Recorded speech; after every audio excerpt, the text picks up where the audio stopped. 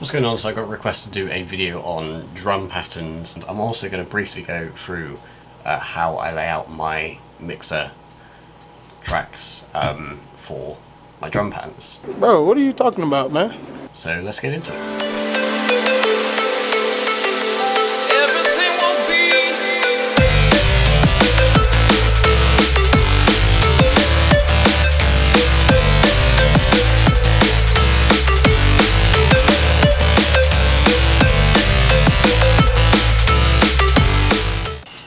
So I've laid out a pretty simple little drum rack here in the channel rack, which obviously there are different ways of doing it. You can do it with a piano roll, with a sampler, you can just lay it out on your channel rack, or you can actually lay out the samples on your like playlist, which is how a lot of people do it. But just so it's an easy way of representing it, I'm going to do it in the channel rack because it's a lot easier to see how things are laid out.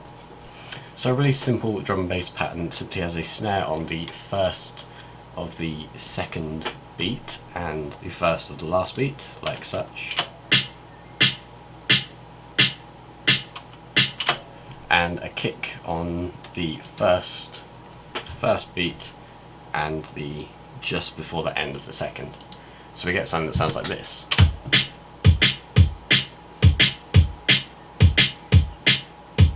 I'm also doing this at 174, 170 kind of 4 to 6 is where I make most of my tracks.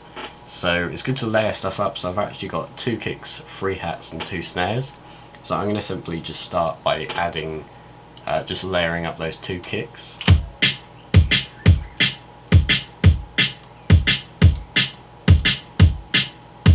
And I'm also going to create a bit of separation on my mixer. And then I'm going to layer up the second snares. So we now have this very, very simple pattern, which is quite dull, but it fills out the drums a bit more if you're layering them up. I want this snare 2 to be my the most prominent in-your-face snare. So I'm just going to bring the volume of that one up a bit, and with the separation, I'm just going to bring that slightly to the left, and then bring snare 1 slightly backwards. Which simply means that the snare 2's sound, because that's a bit more nicer sounding than snare 1, which sounds a bit more background. So next we're going to add some hi-hats in. Now a good way to do it is to simply start by just doing fill each 4 steps on your hi-hat, which gives a nice 1, 2, 3, 4, 1, 2, 3, 4 in your drum pattern, which keeps the rhythm going. With your second hi-hat, I often like to just layer it up. Just fills it out a bit more.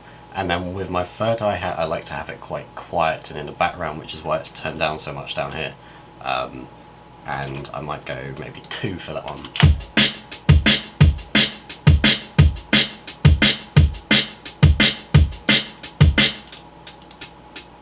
And again, like with the snares, I'm going to bring this hi-hat slightly forwards, that one slightly backwards on the first, and bring the volume down a bit.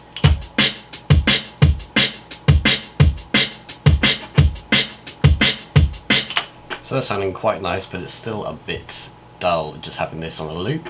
So what I'm actually going to do is I'm now going to create a second section, a second loop to it, which is going to be the same. So I'm just going to replicate what I've just made.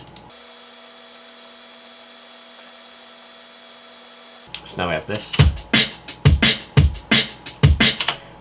But I'm simply going to move the location of the 4th kick, or kicks. So I can move it a forwards one, like this. Which is a bit, I'm not a fan of that, it sounds a bit stumbly. Or we can move it, we can have 2, like this.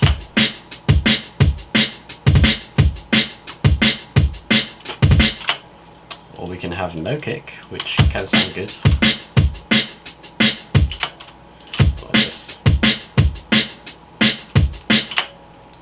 If you're making something like Liquid, I would suggest actually having you have your 2 kicks on the first hit, But then after that you actually go down to one kick, so I'm going to use my less in your face kick on the next 3 kicks, like this.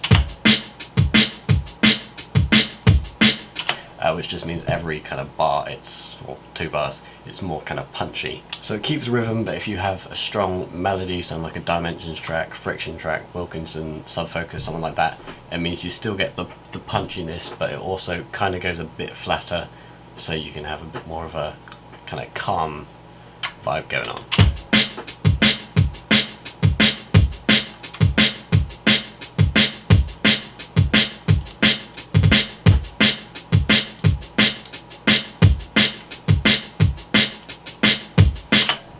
So that's basically a really simple idea for a drum and bass pattern. Obviously you can play around with it, you can duplicate that so it's going to do it twice and have more variation, but it's something that a lot of the time you just have to play around with and find something that you like. I always find it's better to make your bass lines, your melodies and all of your sounds before adding drums, just because you seem to get a lot more creative with your drums when you have something to go off of, because you can kind of fit it in with the melody to match it and it just sounds nicer.